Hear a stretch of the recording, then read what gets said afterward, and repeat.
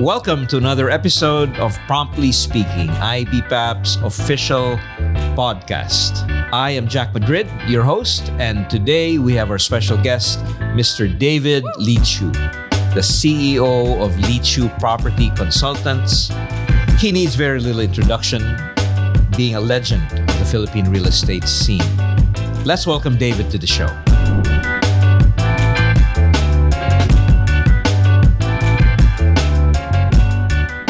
Hi, David. Welcome to the show. Hey, Jack. Always good to see you. Thank you very much for having me, Jack. It's a privilege to have you on Promptly Speaking. So, we're going to keep it really casual. David, as always, we've had many fun conversations over the past years. And so this is just going to be another one of them. It's just that we have a much bigger audience this time around. So Jack, is this the session where if I don't answer, I take a drink? Is that well, I brought pretty nice Pinot Noir just to relax us both a little bit, and help in the flow of the conversation. But let's start, because a lot of our audience, I'm sure, they know who you are. You do not need any kind of introduction. But maybe our audience would be curious about how you started your real estate journey. So how did you get started, David? I guess I got very lucky because at that time, when I got out of college, I come from a very, very lower middle class family. We didn't have cars. We didn't have fancy stuff. We had an aunt that allowed us to live in her second home. So that allowed us to have free shelter for a couple of decades. And mainly because in the first Marcos presidency, there was that whole crisis, right, with the Ninoy assassination, and the 80s crisis pretty much wiped out wealth in the country, including the ones of my parents. So we pretty much had to start from super negative. And my parents had to take super menial jobs of not formal jobs, but trading. Very basic training and very, very small level trading.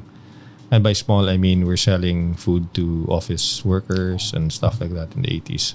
And when I was able to graduate, that was a boom. The first boom of the Philippines in 30 years in 1990. That boom started in 1991, but I graduated college 1994, 95.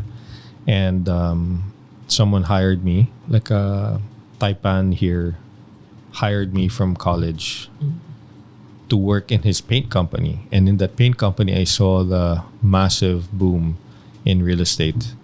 And I was lucky enough to go to school with one of the members of the Cuervo family. And I became friends with the siblings of the Cuervo family. And they invited me to work in their company. And so that's what allowed me to ride that boom in real estate. And real estate brokering and consulting allowed me to earn money very quickly with very little capital. And the Cuervo family, in association with, at that time, Richard Ellis, so they had expats working with us. And so that combination of strong local knowledge and talent, strong work ethic from the British American people gave me a very good training ground for what is now a 30-year career today. Wow, thank you, for sharing that, David. That's very special, and I'm sure you learned quite a number of very important life lessons as well as work-related, in that very eventful beginning of your career. No, I didn't know some of that. But I'm sure that really certainly paved the way to where you are today. You are. I know you're not gonna like me saying this, but you are a legend in the real estate world. And legends are for dead people, Jack. Oh well, I'm still here. You're a living legend then.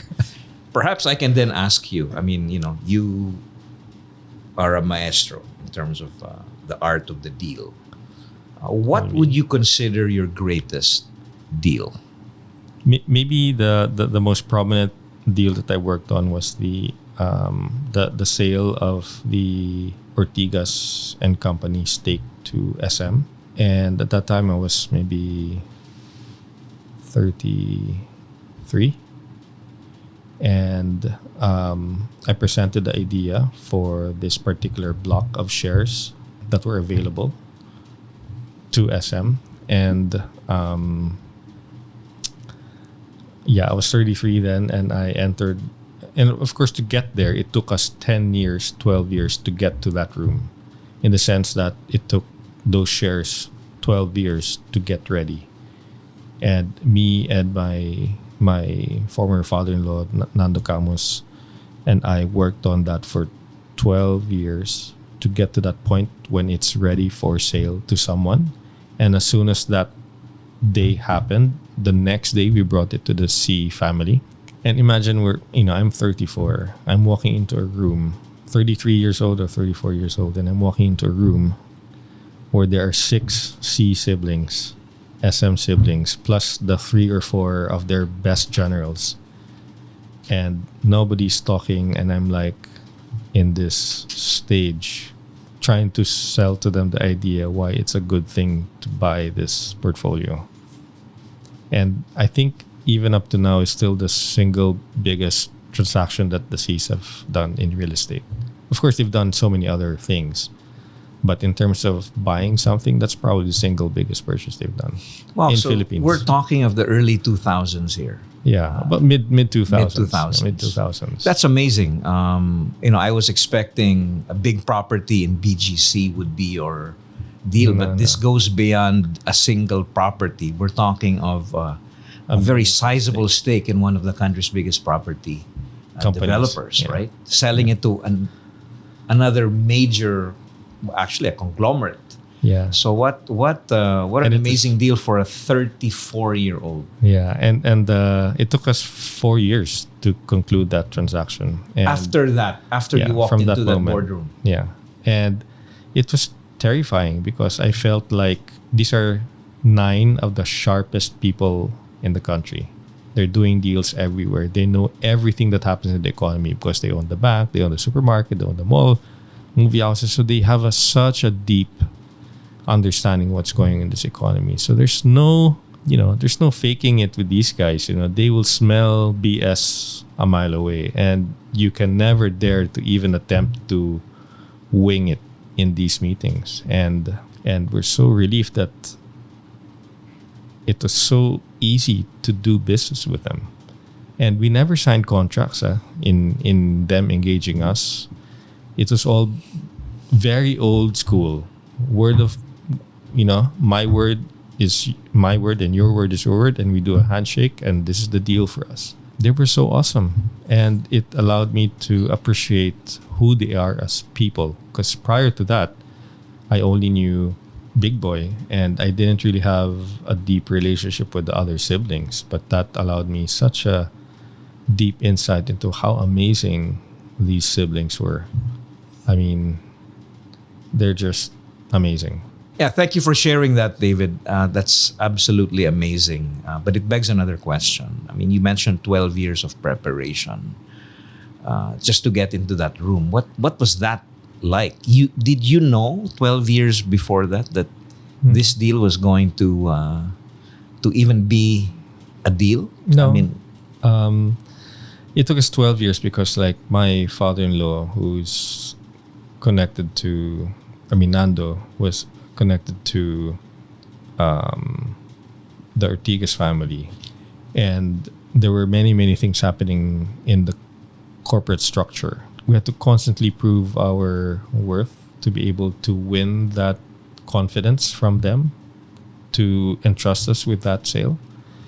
And then it took all my career up to that point to be able to, I guess, have the opportunity to be asked to present to the entire family. I think to just sit down with one of the C's is amazing already, but to have 6 plus 3, 6 plus 4, it's just crazy. I felt really very fortunate to have been in that situation. I didn't know you then, but I want to congratulate you on that deal, even though that was quite a number of years ago. And you must have matured tremendously in the run up to that initial meeting, and then in the 4 years to reach closure on that deal. Wow. But on a related note, is there a deal that you wished you didn't do? On the flip side of this topic. No, we want all of it. We want every single deal to happen with us. That is the Insatiable. David Leechiu that I know. We are insatiable. Wow, and it just amazes me that you have the energy after 30 years in the business. I have another question, David. You are occasionally regarded as being over bullish. Yeah. What do you make of that perception? Yeah, I think that's because people don't know me. First of all, to be a businessman, you have to be somewhat optimistic. To be successful, sustainably successful, not just a guy who got lucky once, but to strive to maintain a level of success over a long period of time, you have to be fairly optimistic, because only insane people become businessmen. 80% of businesses close in the first 2 years. The other 10% will close in the next 3. So in 5 years, 90% of business that started will die in 5 years. And the ones that are left, the 10% that are left in year 5, a large proportion of that are irrelevant. Meaning, it was a great idea 5 years ago, but on year 6, year 7, year 8, you're not really earning enough to be able to overcome the growth of your expenses. And then you're taking so much risk, and everything stops with you. There's no passing it upstairs. And you bear the very lonely burden of this journey. Very, very, very lonely. You have to be somewhat insane to be able to do that. And this is like, maybe the best analogy is free climbing. You go up the mountain in harsh weather, alone, no harness, and no safety net. That's what entrepreneurs go through when they have a great idea, they venture out, and they don't know. Regardless of how amazing the PowerPoint presentation is and how hard you work and how great your team is, sometimes things just come and sweep you away. And so you have to have that level of optimism. Second is that with the almost 40 years of crisis from 1965 Philippines, 1965 to 1992, for you to stay in this country and not be one of those guys who left means that you have to have some level of optimism. And this is a guy coming from a family whose wealth got totally destroyed in the 80s, in the 70s, And with that economic destruction comes the psychological destruction of the family members. It's a very harsh environment. And for people growing up in that environment, and it's not just me, we're not the only family that got economically shredded in those years, in those decades. Millions of families. What they have to go through to pick themselves up and to get out of that cave and say, wow, the sky is so blue. So I guess the difficulties that we go through in life, we have to remind ourselves that the glass is still half full. You can look at how empty and what you don't have, or you can look at what you have and make the most out of it. And I think that has been our platform. Second is that everything that we quote is everything that we cite in our reports is really backed by numbers. I don't invent the fact that in year 2000, the BPO industry employed 1,000 people, and today we're part of this 1.7 million direct employee base journey. That's something that we have to remind people to celebrate that. or they can choose to wallow in their problems. Well, David, that there's a lot that you said there. No? So this unbridled optimism that you are known for goes beyond what people normally just understand to be what an optimist is. You're actually talking about, courage more than anything. Because the things that you were describing about the risks of an entrepreneur needs more than optimism. It's actually courage, no? And but I have a question because in your first anecdote, you talked about the preparation needed to get you into that, your deal of your lifetime, and yet, this courage, this optimism, also needs a lot of preparation. So it's a very prepared kind of optimism, if you can describe it like that. It's just not blind optimism. No. And I also stress to people that I'm fully aware of the problems. I'm probably more aware than most people about the problems. And I can give you a litany of all the problems in the Philippines as well as the ones outside of the Philippines, external, internal. And yeah, I'm happy to say that I know a whole lot more problems about this country than many people. And yet, that does not deter me from looking up to the sky. Well, I can certainly vouch for that in some of our other discussions in the past 2 years since, we first met. I certainly can confirm that you are very aware of the on-the-ground challenges that not just our industry, but the economy and this country is facing. So, true. Let's switch tack here because I know that our audience they also want to get to know you, David Leechiu, as a person. So, how would you describe a day in the life of Mr. David Leechiu? I work. I think about my kids. I try to engage with my kids. I try to engage with people at work. I read this book called Only the Paranoid Survive by Andy Grove. Yeah, a book in from our generation. And so the healthy paranoia always keeps me guarded about anything that can happen that can come from anywhere. You cross the street, birds come down and swoop stuff from you. You go swim in the ocean and sharks try to nibble at your, you go paragliding and, you could hit something. You can get a bird strike. I don't know. So there's a level of paranoia. There's a level of drive to conquer as many deals as we can from whoever, regardless of our size. Because in the competition, we are the smallest in every aspect. You're referring to LPC. Yeah. In our industry, we are the smallest in every number except revenue. Yeah, headcount, capital, access, global reach, research depth, number of researchers globally, all those things.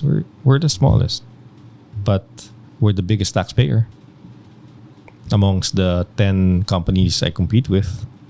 We have the highest revenues in the brokerage business.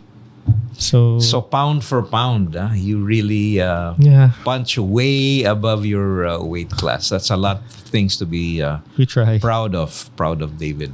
And again, thank you for sharing that. I'm sure our audience learned a lot from that. But and thank you also for sharing some of your personal aspects, as what you think about what's important to you.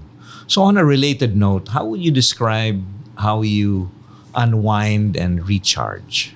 Because you have long days. Every once in a while, when I get lucky, I reach out to this guy named Jack Madrid and I try to pull him into I bribe him to make FaceTime with me in Blanc, this little hole-in-the-wall place owned by our dear friend Kyle and Bianca. You should go there, by the way. It's a beautiful, simple, quiet wine bar in Legazpi Village. Blanc wine bar. No, but I mean, I really just hang out with friends and clients. I think our industry allows us to serve so many companies across so many industries, and I meet so many interesting people. Wealthy people, not wealthy people, accomplished, totally lost, the whole spectrum, as many as there are genders. Those are the kind of interesting characters we meet. And you've seen our gatherings, right? I love gathering people who don't know each other, who come from totally different industries, and when they sit at table drinking wine recommended by you, Jack, so many blind spots are uncovered and so many ideas happen. I couldn't agree more. Some of the best conversations I've had are the ones that are spontaneous. Yeah. And you do have the most eclectic choice of dinner guests, I must say, because I've been to a few of your parties, and I bump into some of them in the unlikeliest of places. So from the country head of the IMF to a renowned architect to someone in the entertainment field. So expect the unexpected when you go to a party of David Leechiu. So gathering, thank you. Gathering. I'm glad you mentioned about our industry. Yeah. I've begun to more aggressively describe our industry as both an indispensable pillar of the Philippine economy, and more recently, I refer to it as the Swiss bank of the global IT BPM. Not the biggest, but the best in terms of delivering, customer experience. But if you look at your crystal ball, David, what are some of your projections on the outlook of? Let's talk about the real estate industry in the Philippines and the context of region, but alongside that, the effect you expect in the IT BPM industry, because you're always among the most quoted when it comes to both real estate and the effect on the IT BPM industry. So yeah, I guess how the real estate sector performs depends on the fundamentals of the economy. And 20 years, I'd say Philippines will have a very good run over the next 20 years. Yes, we will have a crisis, whether we produce it internally or it's external. We will go through a crisis sometime in those 20 years. But I think it will take a lot to shake the economy down. So I'll start with the remittances. Easily 40, 50 years, the remittances will continue to drive this economy. It will be the first layer safety net. It's not a safety net. It's a massive mattress that keeps people happy here, because even though they might not have jobs, they're able to grow. So what Senator Amy Marcos once taught me as the term jobless growth, because the jobs are created offshore and they remit money and everyone's happy. Everyone's able to go to school, pay their hospital bills, etc., etc., etc. And why? Because the remittance market will keep growing because of the massive demographic decline of developed countries. And having come from Italy, having come from Germany, having come from Middle East, these are my most recent trips. Every time they find out that I'm a Filipino, they just say, oh my God, they have built their careers recruiting Filipinos to work in those countries. They don't like anybody else. It is a testament to the unique character that we have here. These 7,000 islands have bred some of the most sincere and kindest people, nurtured over millennia.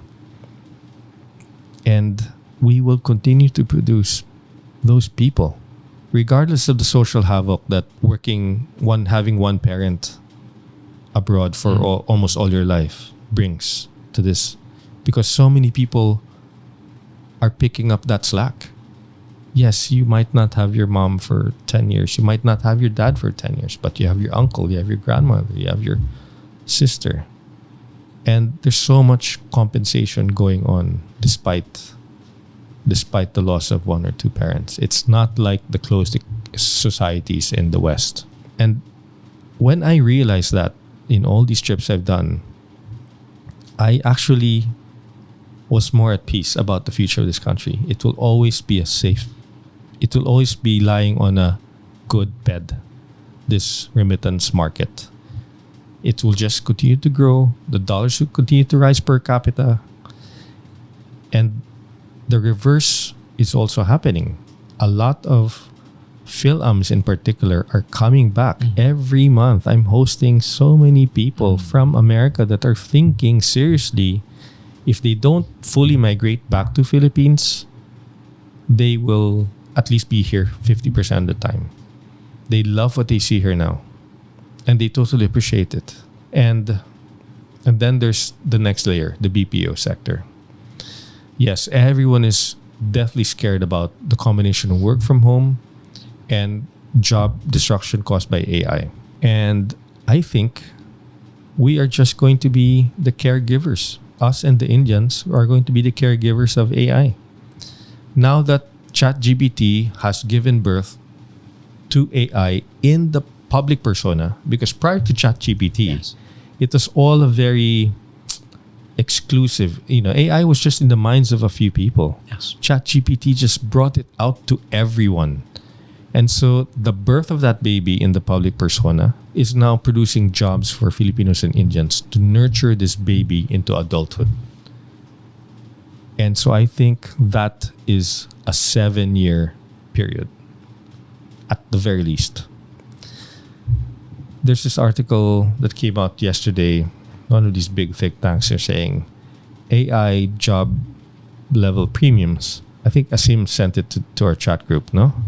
The salary premiums for AI jobs versus non-AI jobs is as much as 70%, closer to 80%.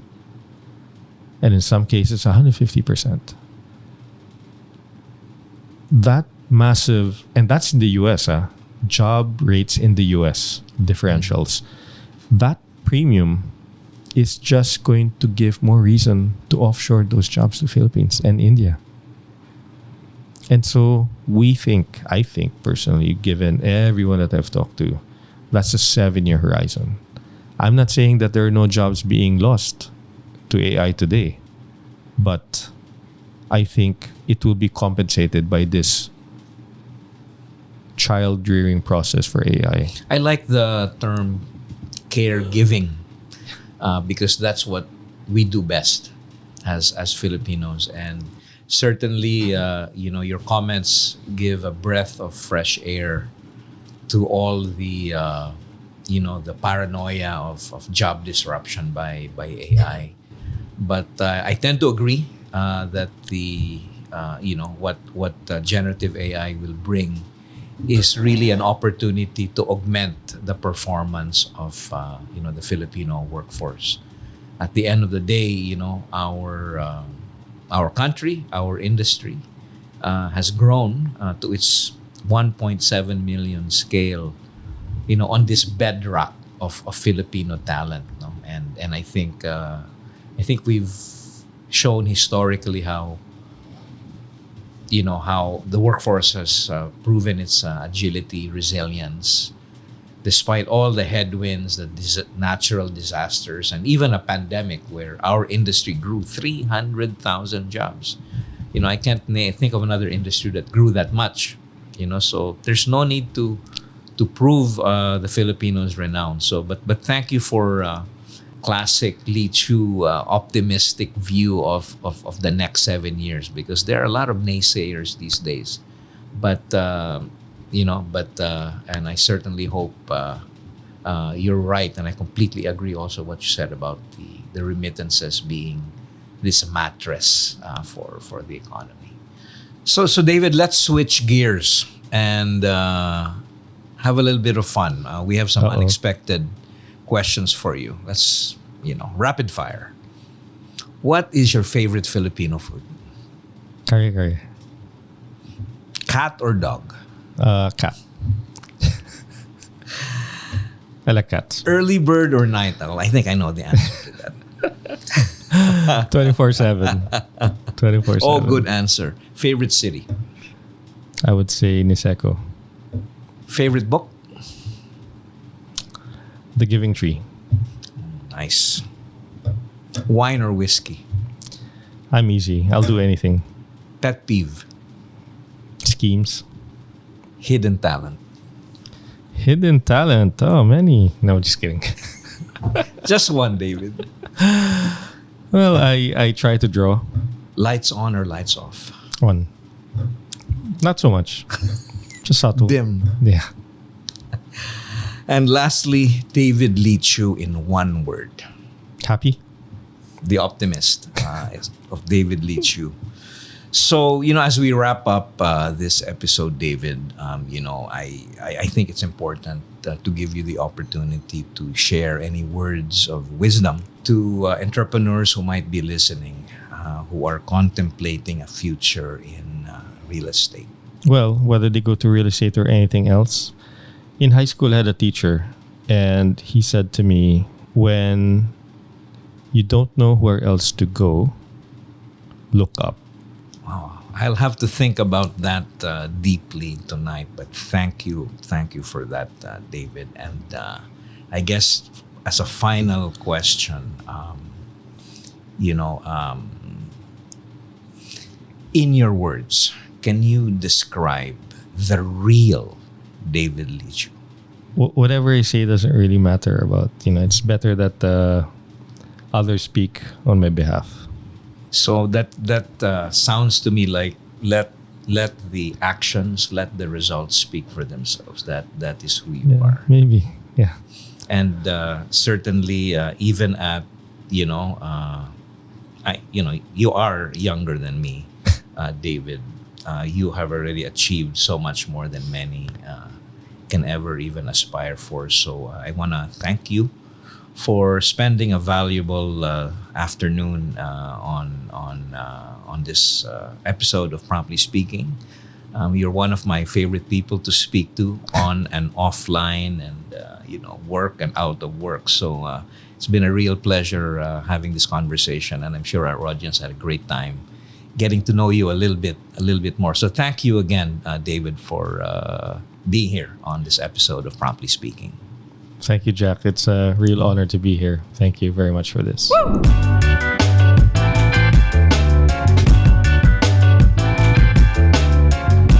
And that wraps up another episode of Promptly Speaking, IBPAP's official podcast. I want to thank you, viewers and listeners, for joining us today.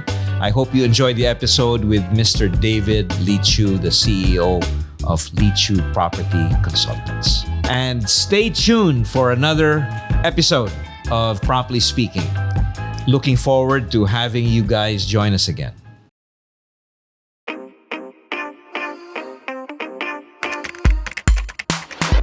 That's information technology and business process management. We are coders and programmers, agile animators, illustrators, auditors, analysts, from consultants to managers, nurturing nurses and doctors, data developers and testers, VA smiling CXRs and artificial intelligence engineers. Oh wait, there's more. We are problem solvers and number crunchers. We speak in several languages, including Java, Python, Python, and so on. And on and on and on. We create heroes and villains. We gain experience and level up in life.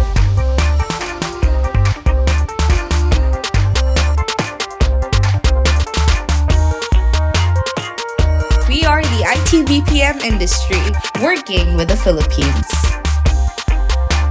Join us.